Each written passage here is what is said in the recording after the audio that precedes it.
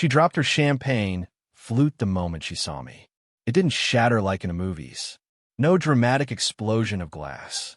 Just a muted clink against the tile, the stem cracking clean in two, the liquid bleeding into the grout like a tiny, expensive wound. Nobody else noticed, but I did. I saw the way her hand trembled, the way her body froze before her brain could spin a story. She hadn't expected me to be there.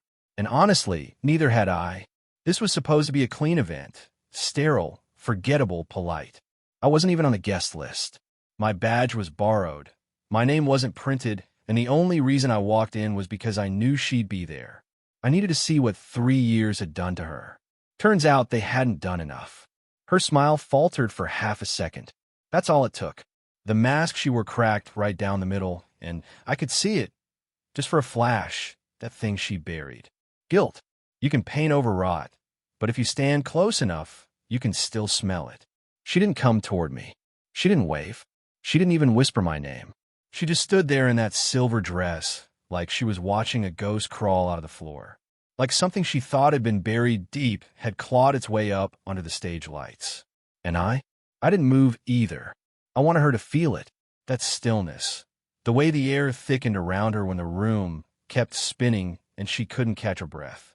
That's the exact feeling I had the night I opened our bedroom door and found a man's shirt on our floor. A shirt I didn't own. A shirt she never explained. She never knew I saw it. I never said a word. I just changed. Quietly. Completely. For 3 years, I let her have her fantasy. Freedom. Fun. Flings. Whatever word she used to justify what she did. I never chased her. Never reached out. I vanished from the narrative like a bad chapter you rip out before handing someone a book. But now, she couldn't rip me out of this room. I was part of her new life now. A misplaced page from an old story, one she thought no one would read again. But here I was, alive, breathing, and staring back at the woman who traded truth for thrill. She looked down at the broken glass like it held the answer. Like she could rewrite time if she just swept it up fast enough. And then she did something I never expected. She turned to her husband, yes, husband, and whispered something in his ear. He looked confused. She touched his shoulder like it was the last time. And then she walked straight through the room toward the exit, toward me. And her eyes? Red. She didn't speak until we were both standing outside, behind the catering trucks, beneath a yellow, flickering light that made everything look older than it really was. She leaned against the brick wall, arms folded, still trembling slightly. I said nothing, not out of pride, just control. I knew if I opened my mouth too soon, the wrong version of me would come out, the one that still burned at night when memories replayed in cruel silence. Her first words weren't even about the past. You look, she hesitated, eyes scanning me like she didn't trust what she was seeing alive. It was such a weird thing to say. Not good, not different, not even older. Alive. Like part of her had imagined I wouldn't survive the silence. Maybe she thought I'd self-destruct. Or maybe she just never expected to face the consequences of her absence. I wanted to laugh. Instead, I nodded. You too, I replied, my voice deliberately dull. I could see she hated that, me sounding flat, unreadable, untouchable. That wasn't the man she used to control. That wasn't the man she left. She turned slightly, looking down the alley like she was trying to find a way out of the moment. You weren't on the guest list, she said. I wasn't supposed to be, I answered. But things happen. Her eyes narrowed. You came to find me. I came to see if you'd recognize me. That stung her, I could tell. She looked away, biting the inside of her cheek. Silence stretched for a full minute. Then she said something unexpected. I still have the letter you left. Now I was the one surprised. I had written it 6 months after she left. A single-page note folded into an envelope with no address, just her name. I never mailed it. Never planned to. I left it on her old apartment doorstep one rainy evening when the ache of being forgotten felt unbearable. I didn't sign it. I didn't even know she got it. You kept it? I asked. She nodded slowly. I read it every time I think I've forgiven myself. There it was. The slip. The confession dressed as a coping mechanism. I never asked you to, I said flat. No, she whispered, but you should have. The lights buzzed overhead. In the distance, laughter spilled out of the hotel like it belonged to another universe. Her husband, new, polished, unaware, was probably inside, wondering where she'd gone. I almost pitied him. Almost. He doesn't know, does he? I asked. She looked me in the eye then. No lies this time. Just truth, raw and frightened. No. And I smiled. Not because I was happy, but because for the first time in years, I had something she didn't, the upper hand. You didn't cry because you missed me, I said softly. You cried because you saw the one version of yourself you can't explain away. She stepped forward, her voice cracking.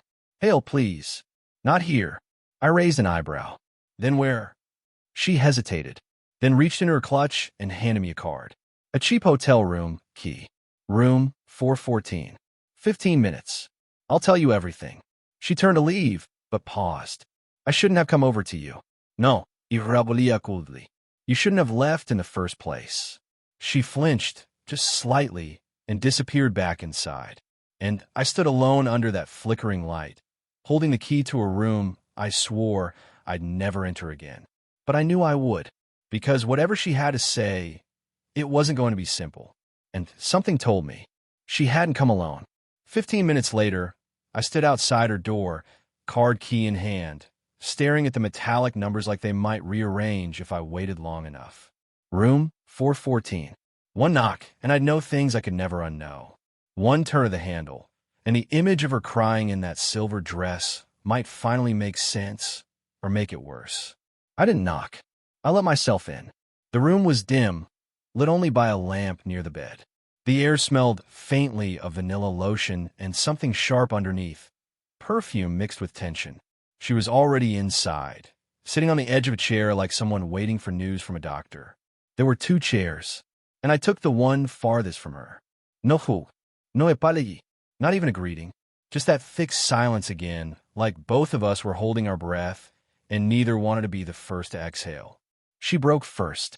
I didn't expect to see you. That wasn't a line. I really didn't. I didn't answer. Just watched. She stared at her hands. Her wedding ring glinted under the soft light.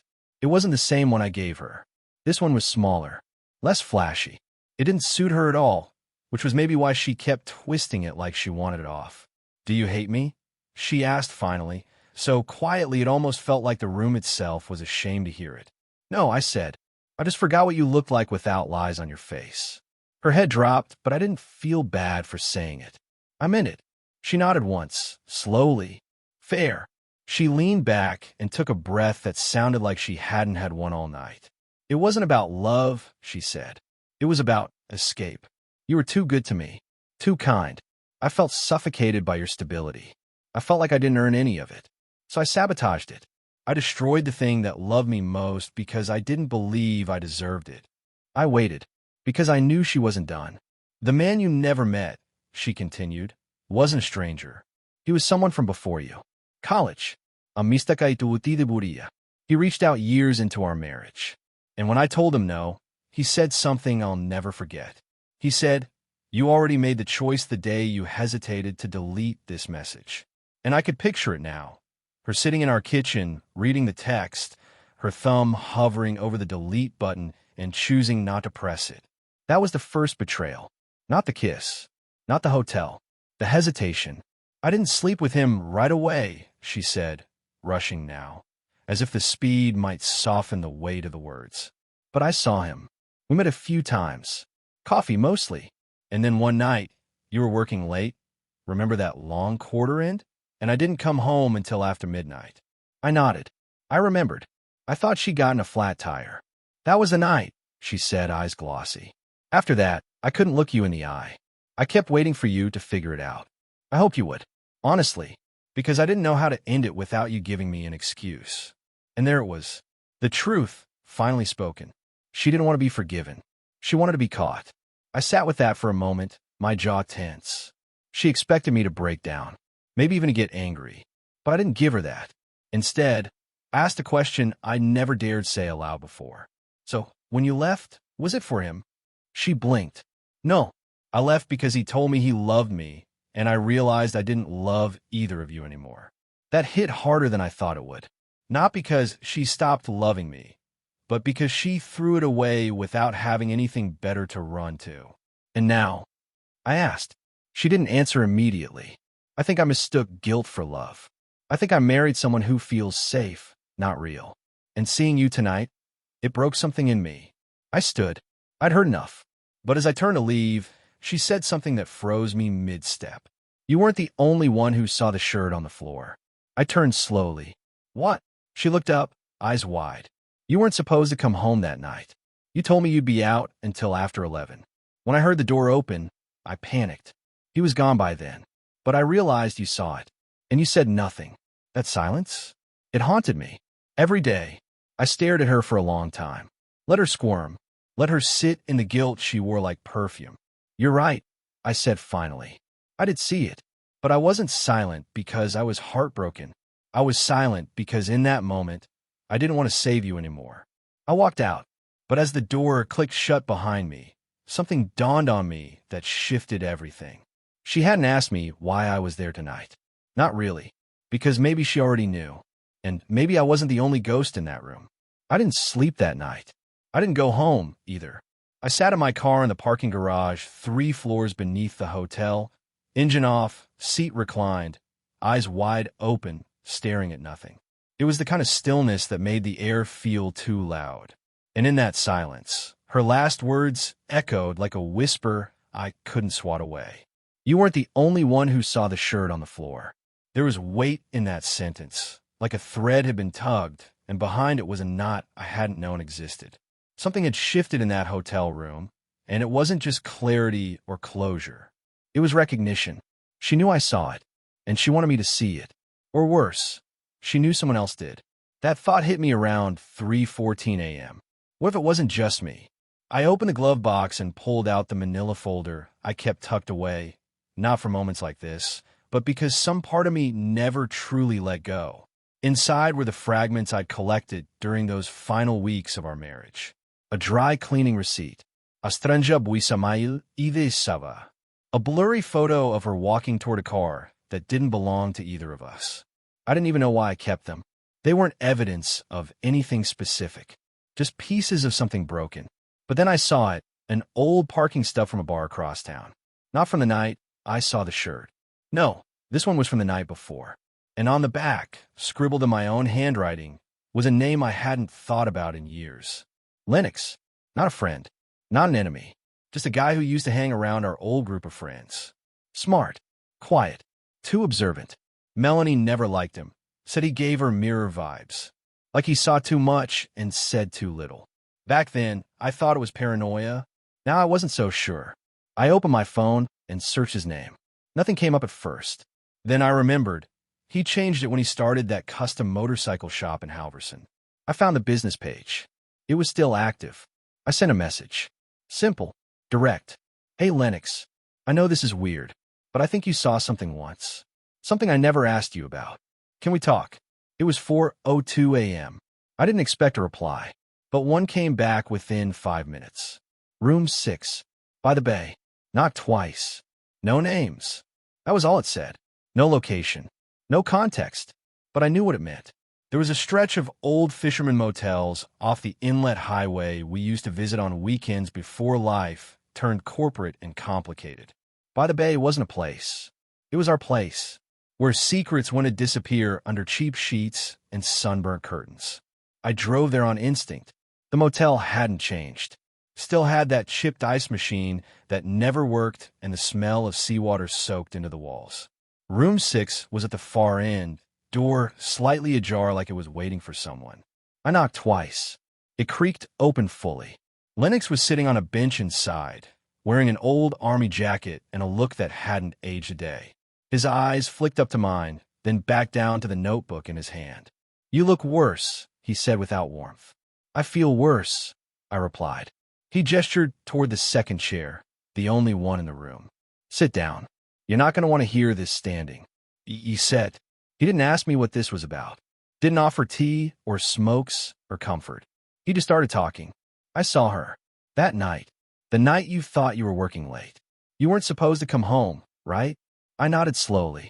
I was across the street, meeting a guy about a parts shipment. Saw a car I recognized. Parked outside your place. I stayed in my truck because, well, I had a feeling. I saw her come out about an hour later. Alone. But the guy didn't leave. Not for another 10 minutes. And when he did, hell, he wasn't a stranger. My spine straightened. I didn't interrupt. He continued, voice steady. It was someone you knew. Someone you'd have never suspected. Someone you trusted. I could feel the blood leaving my face. You're not saying his name because I didn't take a picture. And because I'm not going to be the one to light the fuse if you're not ready for the fire. I gritted my teeth. Say it. He paused. And then he said a name I hadn't heard in years. Carter. And just like that, everything turned upside down. Carter? My best man? My roommate from college? The guy who helped me pick out a ring? The one who called me after the divorce and said, "Some people don't deserve loyalty, man." Was it him the whole time? I couldn't breathe. Lennox nodded like he was watching the memories flood back in real time. You needed to know. You're not crazy. You weren't imagining it. I stood up. My hands were fists, trembling. All these years, I thought I'd been abandoned. Turns out I'd been played by two people who pretended they loved me, one in my bed and one in my wedding photos. And now, they were both pretending nothing ever happened. I drove straight from the motel without a destination. Just the road and my headlights. I didn't even know what I was thinking. My hands were on the wheel, but my brain was unraveling old memories like a film reel catching fire. Carter, of all people. Carter was the one person I used to call family without blood. The guy who knew every scar on my back, where they came from, how deep they ran. He was there when my dad died. He drove me to the hospital when my appendix burst. He slept on my couch for 4 months while recovering from his first divorce. And all that time, all that closeness, he had been hiding something. No, he had been taking something. I pulled over at a gas station on the outskirts of town, killed the engine, and sat in the dark. The air felt thicker now, like the weight of truth had raised the gravity around me. I dug my phone out from the console and stared at Carter's contact. I hadn't texted him in months. Not since he moved out to some quiet lakeside property with his new girl. Said he needed peace. Said he was detoxing from a city. Said he needed time to heal. Heal from what, Carter? From a guilt? From her? My finger hovered over the call button. I wasn't sure what I expected. Some part of me wanted to hear his voice, just to remember what it used to sound like when it didn't carry poison. I tapped it. It rang once. Twice. Then he picked up. Yo, he said, cheerful, casual, like nothing was wrong with the world. Haven't heard from you in a minute, man. My mouth was dry. You got a second? He paused. Yeah. Yeah, sure. Everything good. I could have laughed. He had no idea. Or maybe he did, and he was just good at the performance. I saw Melanie, I said. I kept it flat, testing the water. A pause. Wait, what? Like recently? At the conference? Damn, that must have been weird. He chuckled nervously, then cleared his throat. How'd that go? She cried. Another pause. Oh, he said, voice lower now. That tracks, I guess. Silence. Then I said it. The test. The pressure point. You remember the night she came home late? End of June. I think it was a Wednesday. Carter didn't answer right away. That was all I needed. He remembered. Of course he remembered. Not really, he said too quickly. Why? She was with someone. I didn't ask who back then. I didn't want to know, but I think I do now. Hale, come on, man. That was a long time ago. You sure this is worth digging up? There it was. The deflection. The fear behind the voice. I'm not asking for your advice. I snapped. I'm asking if it was you. Nothing. Just breathing. Then, you don't want to do this. Say it. Man. Say it. He exhaled like the air had turned to fire in his lungs. I didn't mean for it to happen. Okay, he finally said. It was one night. One stupid, drunk mistake. We were both wrecked. She told me you were distant. She said you were working all the time. That she didn't feel seen anymore. And you thought that justified it? No, he shouted. I hated myself after. I left before sunrise. I didn't even say goodbye. And I never reached out again. I thought if I vanished, it'd undo it somehow. I closed my eyes. My jaw was clenched so tight it hurt. You were my brother, I whispered. You were the one person I trusted to protect us. His voice cracked. I know. Then why? I don't know, he said quietly. Because I was weak. Because I thought I was over her, and maybe I wasn't. Because for 1 minute, I felt wanted again. And I didn't stop it. That's the truth. I didn't stop it. The silence between us stretched for what felt like a lifetime. And then I said something that even surprised me. I forgive you. He didn't respond. Not because you deserve it, I added, but because I need it. Because holding this in for 3 years has burned a hole through my life. And I don't want to keep bleeding for mistakes I didn't make. Still silence. Then Carter asked, voice barely audible, so what now? I didn't answer that. Because I didn't know. Forgiveness wasn't closure. It wasn't justice. It was a release. And all I'd really done was let go of him. But her? Melanie still had something to answer for. Because if Carter was telling the truth, if it really was just one night, then who had been visiting her every other week after we split? Who had the spare key? Who paid the storage unit I never knew she rented? I pulled out Lennox's card from my jacket. On the back, he had scribbled something else I hadn't noticed before. He wasn't the only one. I stared at Lennox's note for a long time. He wasn't the only one. For words. Simple. Unassuming. But something about them scratched at my spine like fingernails behind wallpaper. Carter had just confessed. One night. One mistake. Sure. But Lennox didn't name Carter originally. I asked him to. Which meant Lennox knew someone else was involved before Carter's name ever entered the room. This wasn't about a one-time betrayal. It was bigger. It had layers. A shape I couldn't quite see, but could feel wrapping around me, cold and deliberate. I didn't go home. Instead, I found myself parked in front of the storage facility she once used. I'd never been here before, but I'd found the address in an old shared bank statement that somehow survived the purge. It was a month after she left.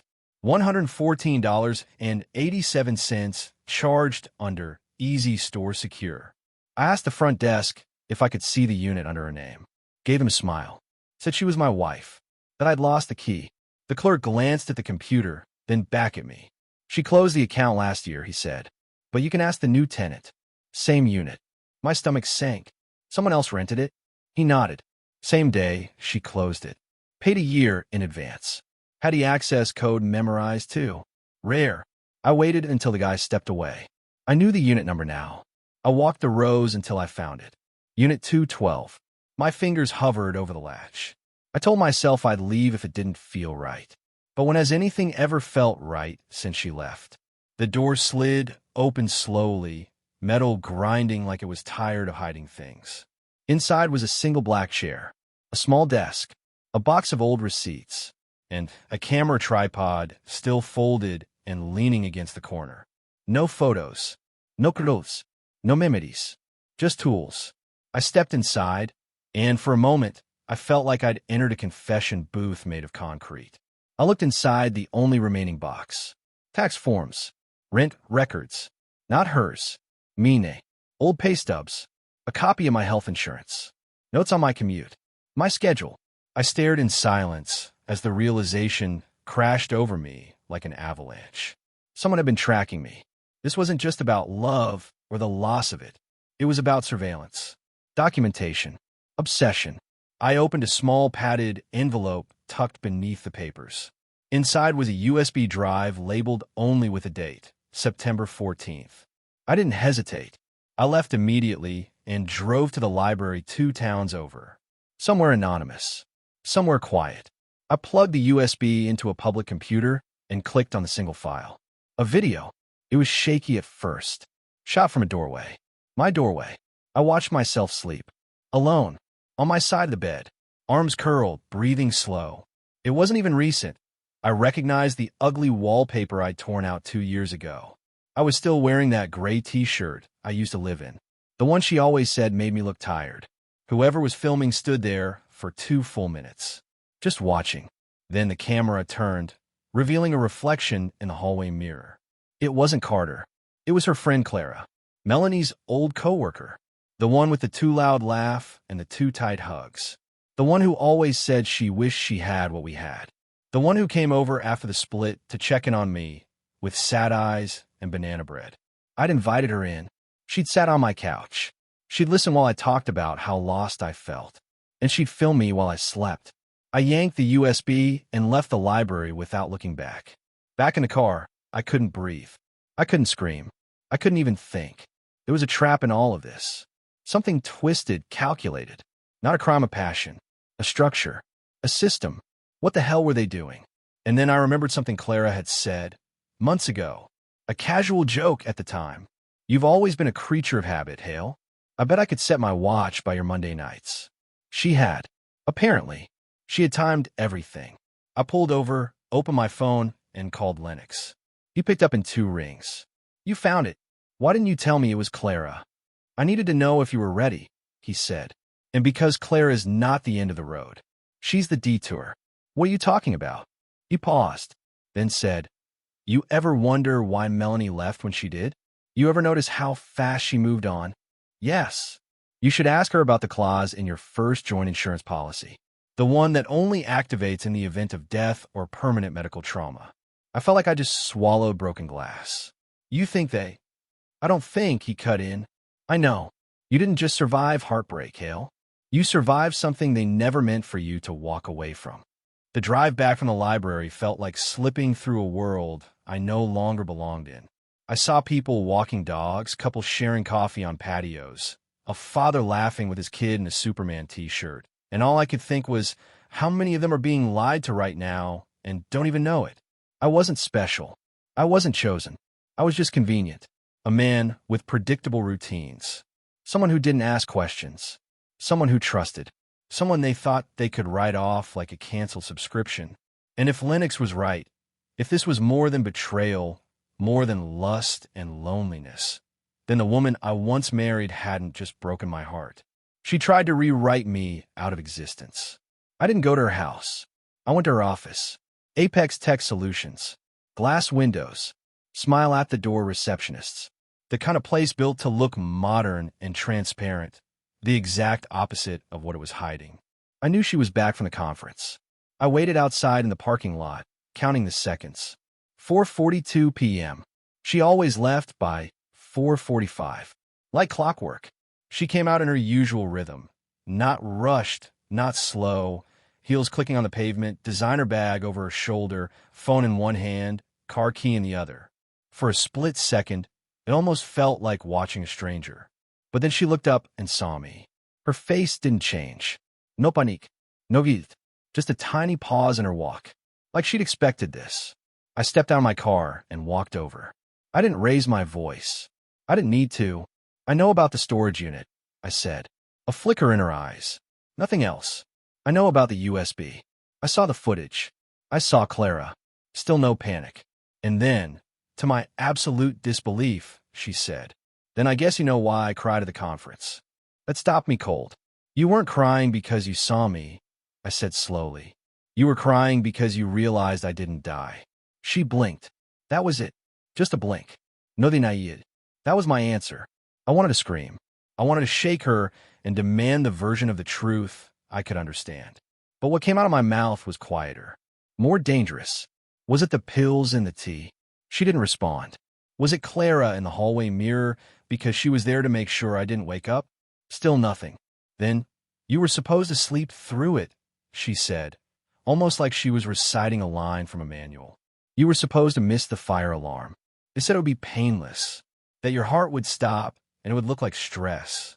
Just a tired man who never got up. I stumbled back, nearly tripping over the curb. For a moment, I couldn't even feel my own legs. They? I whispered. Who the hell is they? Melanie looked around, and she leaned closer. You were the control group, Hale. That sentence meant nothing. And everything. She kept talking. Claire's not my friend. She works for a firm that tests digital behavior manipulation. Sleep patterns, dietary reactions, auditory triggers.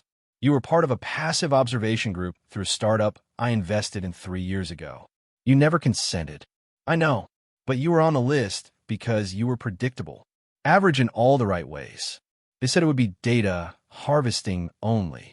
Her voice was shaking now, until it wasn't. I stared at her, every bone in my body ice. You sold me, I said. She didn't argue. They offered 6 figures. I didn't think you'd actually be harmed. But the longer it went on, the more they asked for. They started requesting access. Physical entry. Clara handled it. I told them to stop after we split. But by then, you were already in the system. In the system? I laughed. It was sharp, loud, empty. What the hell does that mean? They used you to test baseline emotional breakdown. You were the subject for a digital loss study, post-abandonment trauma without external support. Your depression, your isolation, your purchase habits, the way your breathing changed while you slept. It all fed the algorithm. And then they tried to end the cycle. You mean in me? She stepped back. It wasn't supposed to get that far. Clara went rogue. Or maybe they told her to. I don't know anymore. They changed their numbers. They changed their address. I've been trying to make it right. I stopped listening. I turned and walked back to my car, heart pounding like a war drum. She wasn't crying at the conference because she missed me. She was crying because the experiment failed. Because the data points she thought had been erased walked into her new life, breathing, blinking, and demanding answers. They didn't just cheat on me. They monetized me. Everything I had been, husband, man, worker, survivor, had been reduced to a statistic. A sleeping body in a lab that didn't look like a lab. A number in a spreadsheet labeled emotional decay. I drove straight to Lennox. No warning. I burst through his door, dropped the USB, and said, I want names. I want files. I want to find every person who touched this. He stared at me for a moment, then nodded. You're not the only one, Hale, he said quietly. There are others, and some of them didn't wake up.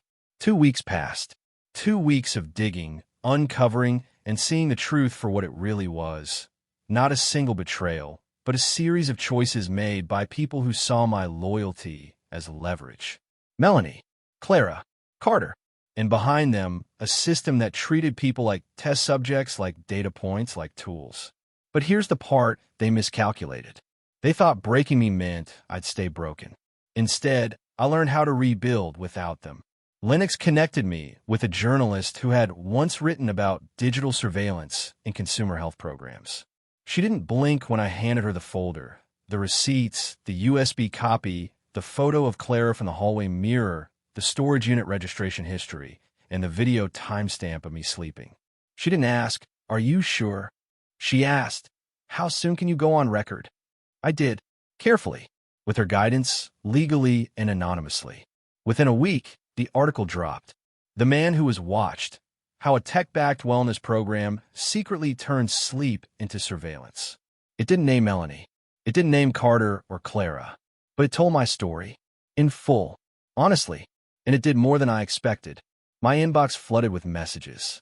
Some were curious, some doubting, but most were people like me. People who felt something in their past hadn't added up.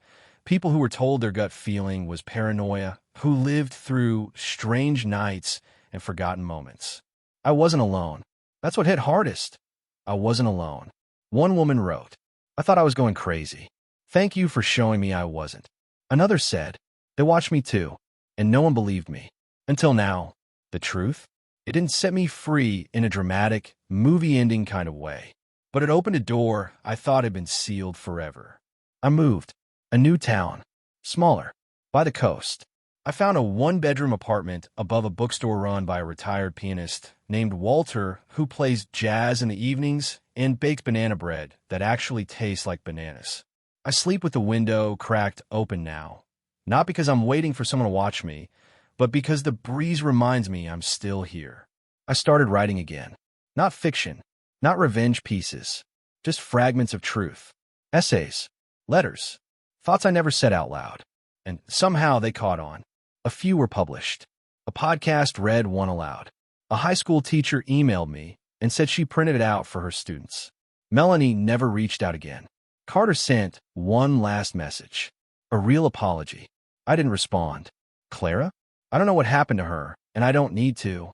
They're shadows now. Faded, powerless. Part of a book I've closed. The morning I finally felt peace was quiet. I woke up before the alarm, made coffee, sat on the porch, and just listened. To birds. To the waves. To my own breathing. The kind of morning that doesn't demand anything from you except presence. I thought I'd feel empty without them. But I didn't. I felt clean. Because in the end, I wasn't defined by the betrayal, the surveillance, the lies, or the people who thought I wouldn't survive what they did. I was defined by what I chose after. I chose light. Ich chose tous. I chose me.